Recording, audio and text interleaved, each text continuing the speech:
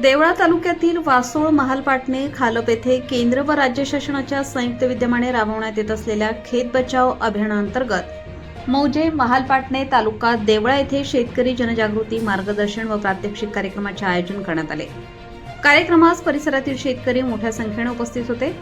दिनांक 1 जून ते 30 जून दरम्यान देवळा तालुक्यात खेत बचाव अभियान प्रभावीपणे राबवण्यात येत असून तालुका कृषी अधिकारी श्री सीताराम पाखरे तसेच मंडळ कृषी अधिकारी श्री निवृत्ती आहेर यांच्या मार्गदर्शनाखाली अभियानाचे नियोजन करण्यात आले आहे। अभियानांतर्गत विविध गावांमध्ये जनजागृती प्रात्यक्षिके व शेतकरी मार्गदर्शन कार्यक्रम आयोजित करण्यात येत आहेत। यावेळी मार्गदर्शन करताना तज्ज्ञांनी सांगितले की रासायनिक खतांचा विशेषतः डीएपी खताचा असंतुलित वापर, जमिनीतील सेंद्रिय कर्बाचे घटते प्रमाण आणि वाढत्या उत्पादन खर्च यामुळे जमिनीचे आरोग्य धोक्यात आले आहे। या पार्श्वभूमीवर शेतकऱ्यांनी मृदा परीक्षणावर आधारित खत व्यवस्थापन, नैसर्गिक व जैविक निविष्ठांचा वापर, शेणखत, कंपोस्ट, जीवामृत, हिरवळीची खते तसेच एकात्मिक अन्नद्रव्य व्यवस्थापनाचा अवलंब करणे आवश्यक असल्याचे सांगितले। कार्यक्रमात श्री पंकज पवार, श्री विजय कोर, सहाय्यक कृषी अधिकारी तसेच श्री महेश देवरे, तालुका तंत्रज्ञान व्यवस्थापक आत्मा यांनी शेतकऱ्यांना दशपर्णी अर्क तयार करण्याची पद्धत, बीजामृत तयार करणे व वापर तसेच बीज प्रक्रियेचे प्रत्यक्ष प्रात्यक्षिक करून दाखवले। यावेळी नैसर्गिक शेतीतील विविध जैविक निविष्ठांचे महत्त्व, त्यांचा पीक उत्पादनावर होणारा सकारात्मक परिणाम आणि उत्पादन खर्च कमी करण्यासाठी त्यांचा उपयोग याविषयी सविस्तर मार्गदर्शन करण्यात आले। तसेच जैविक निविष्ठांचा वापर, मृदा आरोग्य संवर्धन, संतुलित खत व्यवस्थापन आणि रासायनिक खतांवरील अवलंबित्व कमी करण्याबाबत शेतकऱ्यांना माहिती देण्यात आली। उपस्थित शेतकऱ्यांनी विविध प्रश्न विचारून आपल्या शंकांचे निरसन करून घेतले। अभियानाच्या प्रभावी अंमलबजावणीसाठी उपकृषी अधिकारी, सहाय्यक कृषी अधिकारी तसेच तालुका तंत्रज्ञान व्यवस्थापक आत्मा यांचे विशेष योगदान लाभत आहे। त्यांच्या नियोजन, समन्वय व मार्गदर्शनामुळे तालुक्यात विविध गावांमध्ये जनजागृती व प्रात्यक्षिक कार्यक्रम यशस्वीपणे आयोजित करण्यात येत आहेत। शाश्वत शेती, उत्पादन खर्चात बचत आणि जमिनीची सुपीकता वाढवण्यासाठी अशा उपक्रमांचा मोठा लाभ होत असल्याचे मत शेतकऱ्यांनी व्यक्त केले। कार्यक्रमाच्या शेवटी शेतकऱ्यांना समृद्ध शेतकरी, सुदृढ जमीन आणि शाश्वत शेती या संकल्पनेचा स्वीकार करून खेत बचाव अभियानात सक्रिय सहभाग घेण्याचे आवाहन करण्यात आले। अशा जनजागृती व प्रात्यक्षिक कार्यक्रमांमुळे शेतकऱ्यांमध्ये मृदा आरोग्य संवर्धनाबाबत जागरूकता निर्माण होत असून नैसर्गिक शाश्वत शेतीला चालना मिळत आहे। डीप केल्यानंतर तो 2-3 दिवस पूर्ण भिजू द्या, त्यात पूर्ण ओलावा आला त्यानंतर ही डिकंपोजर बॅक्टेरिया हा 200 लिटरसाठी 1 डबे घ्यायचे। 200 लिटरसाठी 200 लिटर पाण्यामध्ये 1 किलो गूळ टाकायचा। 72 तास ते पाणी तसंच भिजत ठेवायचं। 72 तासानंतर ते पाणी घेऊन त्याचे काडी कचरा आहे त्याच्यावर सारखं पसरून द्यायचं। त्या ठिकाणी होलं करून टाका आणि त्याच्यानंतर ज्याला शक्य असेल त्याने तो लिपून द्यायचा किंवा ज्याला शक्य नसेल त्यांनी त्याला गुणपाट वगैरे टाका आणि त्याला स्प्रिंकलर टाका। स्प्रिंकलर टाकल्यामुळे काय होतं की ह्या बॅक्टेरियांना ओलावा असेल जेवढा ओलावा तेवढं ह्याची कार्यक्षमता वाढते। कोरडं झालं तर हा काम करणं बंद होतं आणि त्यावेळेस बरेचसे काय करतात, डिकंपोजर सुडो ट्रायकोडी पण बॅक्टेरिया वापरतात, पण असं तो बॅक्टेरिया काही कोणता वापरू नका। जिथे डिकंपोजर वापरायचं ते डिकंपोजरच वापरा, कारण डिकंपोजर जिथे वापरतो ते ज्यावेळेस सडण्याची प्रक्रिया होते त्यावेळेस त्याचं टेम्परेचर 50-55च्या पुढे जातं। 50-55च्या पुढे ज्यावेळेस जातात त्यावेळेस तिथला कोणताच बॅक्टेरिया हा डेव्हलप होत नाही। म्हणून जे सडलेलं खत आहे, आता जुने लोक जे बघायचे वर्ष आपले शेणखत पुरवायचे आणि मग ते यूज करायचे। जे पूर्ण सडलेलं खत असेल त्यात तुम्हाला कधी उमणी पडणार नाही, तिथे कधीच तुम्हाला मरचा फूटचा प्रॉब्लेम येणार आहे का की त्याच्यात पूर्ण प्रक्रिया झालेलं खत असेल। आता समजा त्यात डिकंपोजर समजा तुम्ही वापरलं आणि ते सतत ओलावा ठेवला तर तुमचं काडी कचरा जो काय असेल तो 45 दिवसात त्या पत्तीसारखं खत तयार होईल आणि ते खत तुम्ही कोणत्याही याला वापरा। ते समजा शेणखत बाहेर आलं त्यावेळेस त्याच्यामध्ये तुम्ही मग डिकंपोज झाल्यानंतर ते गार झालं की त्यात सुडो टाका, ट्रायको टाका, त्यानंतर हे जेवढे उपयुक्त बॅक्टेरिया त्याचा यूज करा आणि मग ते तुम्ही शेतासाठी वापरा। याच्याने काय होईल, तुमचे पुढचे येणारे जे प्रॉब्लेम आहे मर पूस, आता बऱ्याचशांचं उळे टाकलं जातं, आता बऱ्याचशा आम्ही इकडे बऱ्याच जणांचं माती पाणी चेक केले जेव्हा हे होते घाण शिफ्टी होते तेव्हा आपण ते मग ते ऑपरेशन वगैरे तसं तुम्ही काय करायचं, ज्यावेळेस आपण बियाणं पेरतो बघा तुम्ही कांद्याचं बियाणं लक्ष देत नाही आपण, कांद्याचं मी वापरायचं आहे टाकून द्यायचं बरं का, लगेच पाणी भरून द्यायचं. पण जेव्हा ते मारायला लागलं मग ते विटू आणायला फोन करायचं, का कुठे ओळखीचं तुम्ही उरणार का 4-5 बरे, मग ते आमचे 5 उरणार बुवा. पण तुम्ही ज्या कांद्याचा रोप टाकता त्याची काळजी घेते बाई. याला कांद्याला पण तुमचं म्हणजे ज्यात आपण घेतो ना आता बॅक्टेरिया वगैरे सांगितलं बुवा, कांद्याच्या बियाण्याला ते तोळत गेलं पाहिजे. आपण काय करतो, विटू अन्नाकडनं 2 पायल्या मग गाभाकडनं 1 पायली घेतो आणि फुकून देतो. तर त्याला तुम्ही ती बीज प्रक्रिया करा. बीज प्रक्रिया केल्यानंतर गादी आफा बनवा. गादी आफा बनवता आपण काय करतो, उळ्याकडे शिजत नाही. पण कांद्याचं आता बघता द्यायचं ना, एकदम बांधून रुंदून एकदम कानाकोपरा व्यवस्थित करतो. पण तुम्ही लक्षात द्या, लहान मुलाला जसं आपण काळजी घेतो तसंच कांद्याचा रोपाचा कांदा टमाटे रोप. आता काय लोक शेतकरी एकदम आयते आता फक्त ऑर्डर नर्सरीमध्ये. पण नर्सरीमध्ये इतके बोगस काम गेले तर मी आता फसलोय. माझं 15 लाख झालं ते स्वतः फसले. आणि शासनाने काय केलं, तो मॅनेज झाला कंपनीला लागणं काय लिहून दिलं. आता मला एक पत्र आलं शासनाने नर्सरीला पत्र दिलं, कंपनी पत्र गेले, त्यांनी शासनाने मॅनेज करून टाकला. तो इथं आला तुमच्या सगळं आता तुम्ही नफा बघितलं सगळ्या लोकांना पैसे मिळाले गौरी. आता मागच्या 30 गौरी लावली मी त्या नर्सरी मधून, मला 13 लाखाची बिल झाली आणि या 13,000 बिल झाली. त्यांनी काय कंपनी माहिती का, आल्यानंतर लावा दावा सगळे कंपनीवाले काही नसेल आले बघितलं, साहेब आले अधिकारी शास्त्रज्ञ त्यांनी बघितलं काय प्रॉब्लेम होता. आल्यानंतर नाही घुबडा आहे म्हणे, तुरबुडा आहे म्हणे, लगेच ऍक्शन. मला बोलू दिलं नाही. आता मला काय बोलू दिलं नाही, मी तर पण पोपट पंची बोलणारा, पण मला काही बंद नव्हती बोलायला. बरं आमचा गवांजा होता, माझा गवांजा हुशार येतो, तो 283 मधून हे करतो द्राक्ष निसर्ग त्याचा आहे 50-55 वय. पण तुम्ही असं नाही म्हणे तुमचं काय प्रॉब्लेम, 10 ठिकाणी रोप गेले. आता माझ्याकडचे आपण रोप गेलो होतो कुठे, जयपूरला. आता जसं आपलं महाराष्ट्र आहे आणि काश्मीर आहे, जयपूर काश्मीर आहे कोणतं कनाशी जवळ. आता गेल ना आपण उन्हात थांबू शकतो अर्धा पोन तास, इथं आपण काही येऊ शकत नाही. तुम्ही जयपूर कनाशीला गेले आपण सर तिथं तुम्ही नोकरी गेले तिथं आपण उभं राहू शकतो 1-1.5 तास. मला एक म्हणायचं त्यांनी एक कोणा बोलला आणि तिथं रिपोर्ट दिलं. आमचे अधिकारी दमायचं दिलं 95% मी म्हटलं 70% तुमचा दाखवा. काय दिलं तुम्हाला मुद्दा लक्षात ठेवा, तुमच्या महत्वाचा मुद्दा म्हणे बोलू शकतो किती टक्के दाखवा 70%. नाही म्हणे 90% दाखवत म्हणे. ते डबल 95% नुकसान.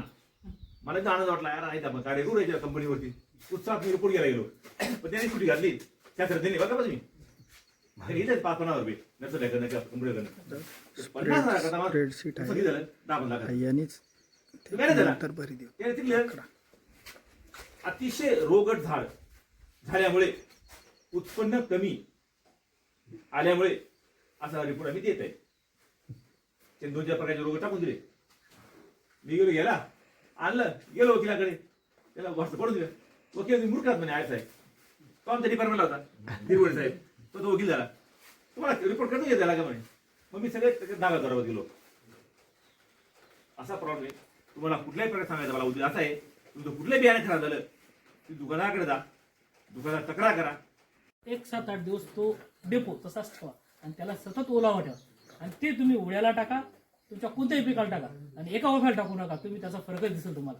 आपण ते तसं केलं होतं. SSP बरोबर ट्रायको दिलं एका शेतकऱ्याला आणि त्या चारीला लागून लगेच ट्रायको बरोबर RCF सिटी कंपोस्ट बघा सिटी कंपोस्ट काहीतरी काय कसं वाटलं. याचं पूर्ण मेलं, SSPचं पूर्ण मेलं आणि ट्रायको इकडचं जे होतं ना ते पूर्ण राहिलं सेंद्रिय. बरोबर आहे ना मग.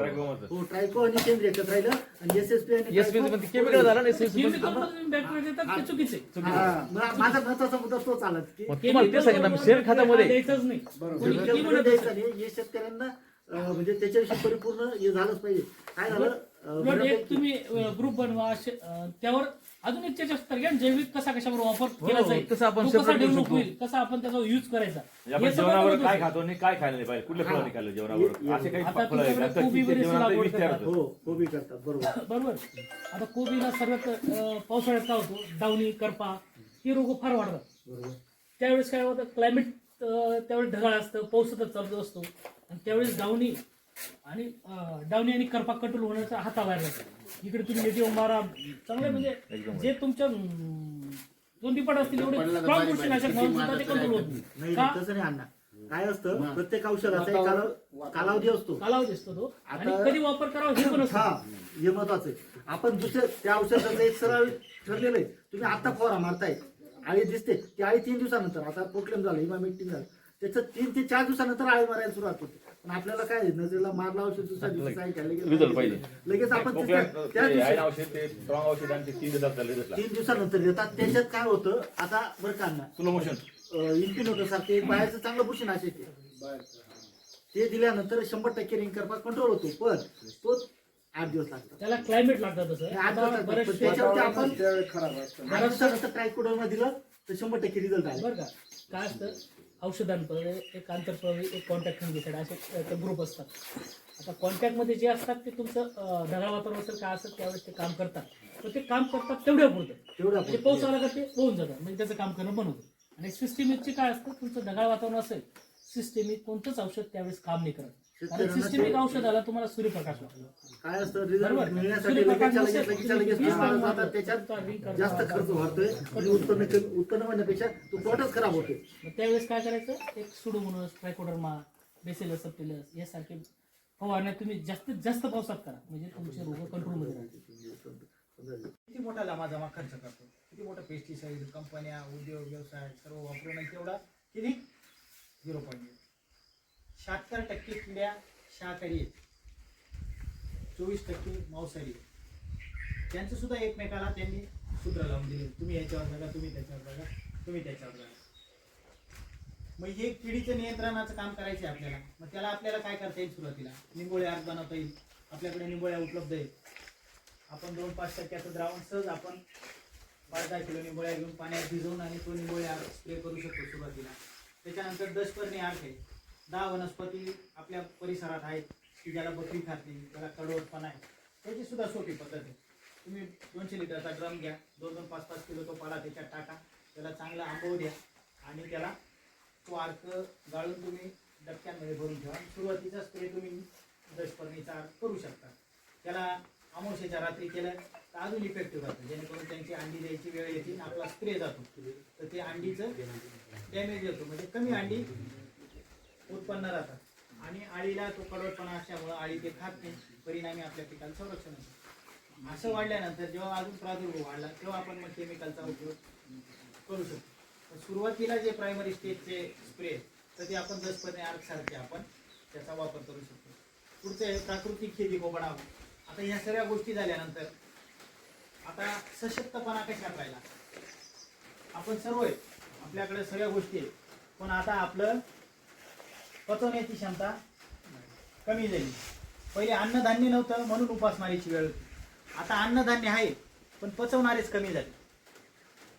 म्हणजे काय झालं, सकाळी जर ड्युट्या बुदल्याना जाऊन आलं तर संध्याकाळचं जेवण म्हणा काही करू नको बरं का. किती ड्युट्या बुदल्याना किती खातं माणूस. साधारण प्रत्येकाकडे हे असं काठी हे असतं. आपण साधारण पेरणी झाल्यानंतर जसं आपण नांगरणी करतो आणि पुढं नांगर चालत राहतो, मागं ते बगळे पक्षी येतात तर ते काय करत राहतात, किडी येतच राहतात आणि खात राहतात. तसंच आपलं पेरणी झाल्यानंतर साधारण एक 8-1 दिवसात 8-15 दिवसात जसं एखाद्या फुटाच्या वर आपलं पीक आलं तर आपण साधारण असा पक्षी थांबा लावला गेला पाहिजे. साधारण एकरी 4 ते 5 पक्षी थांबे झिगझॅग पद्धतीने लावले गेले पाहिजे. आता जसं पीक एवढं राहिलं तर साधारण त्याच्यापेक्षा 1.25 फुटापर्यंत ही काठी आली पाहिजे. म्हणजे ते जे किडे राहतात ते 1.25 फुटापर्यंत असे वरती उडत राहतात. म्हणजे पक्षी इथं बसला तर त्याला ते लागलीच त्याचा वेध घेता येईल आणि त्याला ते टिपता येईल. जसं जसं पीक वाढायला लागलं तस तशी ही काठी फक्त वरती वरती करत राहील. आता हा 0 टिलेज खर्च आहे, म्हणजे 0 ऑपरेटिंग खर्च आहे. त्याला पक्षी थांबा याला पक्षी थांबा म्हणतात. आणि हा पक्षी थांबा हा आपण शिवारात सर्वीकडे कॅम्पेन स्वरूपात सुद्धा राबवू शकतो. म्हणजे जसं आपण मगाशी लाईट ट्रॅप सांगितलं तशी पक्षी थांबे जरी आपण शिवारात पूर्ण आपल्या गावात जेवढे खातेदार असतील तेवढ्यांना मेसेज दिला की बाबा प्रत्येकाच्या शेतात कमी खर्च. आता माझ्या शेतात आले नाही म्हणजे शेजारच्या शेतात आळी जाणार नाही, मी नियंत्रण केलं म्हणजे तिकडे जाणार नाही, तिकडे गेली नाही म्हणजे तिकडे जाणार नाही. म्हणजे परिपूर्ण शिवाराचं आपल्याला याला संरक्षण करता येईल. आता याला तर काही जास्त खर्च येत नाही, परंतु आपण पूर्ण गावात मोहीम स्वरूपात जर असे काही 1500 ट्रॅप प्रत्येकाने लावलेले, पक्षी थांबे लावले, तर याचं जरी आपण नंतर कॅल्क्युलेशन काढलं की आपण एवढी आळी नियंत्रणात केली, एवढी आळीला एवढं औषध लागलं असतं, त्याची एवढी बाजारात मूल्य आहे, तरी आपले लाखो रुपये वाचू शकतात. याच्या बाबतीत सर्वात सोपं आहे आणि साधं आहे. याला लागणारी साधन सामुग्री सुद्धा आपल्याकडे उपलब्ध आहे. आपण इथेही ठरवलं तरी 50-50 तसंच बनवून ठेवू, एवढ्या काडे कचरा हे सर्व सापडून जाईल. तर हा सुद्धा एक प्रयोग आपण राबवू शकतो. त्याला काही वर टोकर बॅलन्स नाही. आता थोडे चांगली काढली असते एवढी घ्यायचं. आता टोकर बॅलन्स नाही. इतकी उंचीचा हारभार आहे. हारभार 1.5-2 फुटावर येतो, बरोबर 2.5 फुटावर येतो. फक्त जसं पीक वाढेल तसं ये थोडंसं जास्त उंच बी ठेवायचं. आणि खूप चांगला रिझल्ट आहे बरं का आता. हा, एक सवा फूट. वरती ठेवायचं उंचीवरती. एक जण ठेवा. ज्यावेळेस अमावस्या असते ना, अमावस्या झाली की 2-3 दिवसात काय होतं, अमावस्यामध्ये नर मादीचं मिलन होतं. नंतर तुम्ही 4-5 दिवस सोडून आलं की 40 सुरुवात होती. त्यानंतर अंडे घालतात ते. त्याच्यानंतर हे लावलं तुम्ही, एकदम चांगला रिझल्ट आहे. आणि मोहीम स्वरूपात करायचं आपला, म्हणजे हेच नाही, सगळ्यांनी मिळून जर केलं आणि इकडे 10 लावा, एकदम चांगला रिझल्ट आहे. आणि तुम्ही बघा, ज्या बारक्या आता पक्षी राहिलेच नाही ना, बसायला जागा नाही त्यांना शेतामध्ये, आहे का जागा? म्हणजे हे बसण्यासाठी करतोय. थोडक्यात अँटीना आपण टीव्हीला पहिला अँटीना असायचा बघा, आपण वर जायचो, हलवायचं, मुंग्या त्याचा मुंग्या यायच्या, बरोबर ना, पहिला होतं ना टीव्हीला. ती अँटीना पद्धत आहे. पक्षी थांबे एकदम स्वस्त आणि घरगुती आपण करू शकतो. प्रत्येकाने करा. तुम्ही बघा, सकाळ संध्याकाळ पक्षी आला का नाही, कसा कळणार तुम्हाला? का दिवसा दिसणार नाही तुम्हाला. पण सकाळ संध्याकाळ बघा, तिथं जर विष्ठा पडलेली दिसतो तुम्हाला खाली किंवा ह्याच्यावरती, समजायचं पक्षी होऊन गेले. आणि खूप चांगले रिझल्ट आहे. बारके बारके जे पक्षी असतात, हे बघा, प्रत्येकाचं खाद्य ठरलेलं आहे. आणि प्रत्येक जण काहीतरी काम, आम्ही आलो म्हणजे काही काम घेऊन आलो नाही, तुम्ही आलात काहीतरी आलात, प्रत्येकाचं ठरलेलं आहे. त्याचं अन्न एकामेकावर हे आहे, निसर्ग आहे, एकामेक चक्र फिरलेलं आहे, एक जीव दुसऱ्यावर जगवतोय. प्रत्येकाला जगायचं साधन आहे, त्यासाठी त्यांना जगण्याचा अधिकार आहे. आणि जसं यांनी सांगितलं की किडींचं मित्रकिडी खूप आहेत, शत्रुकिडी फार कमी आहेत. पण आपण काय केलं, औषध मारल्यामुळे काय झालं, मित्रकिडीची संख्या खूप कमी होऊन गेली. नाही एक दुसरा बरोबर जगवतोच. अशा पद्धतीने आपण सगळ्यांनी करू. ही मोहीम स्वरूपात जर राबवलं, हे तरुण वर्ग, तरुण मुलं आहेत, तर ह्यांनी सुद्धा यात लक्ष घातलं तर खूप चांगलं आपण काम करू शकतो. एकदम कमी खर्चामध्ये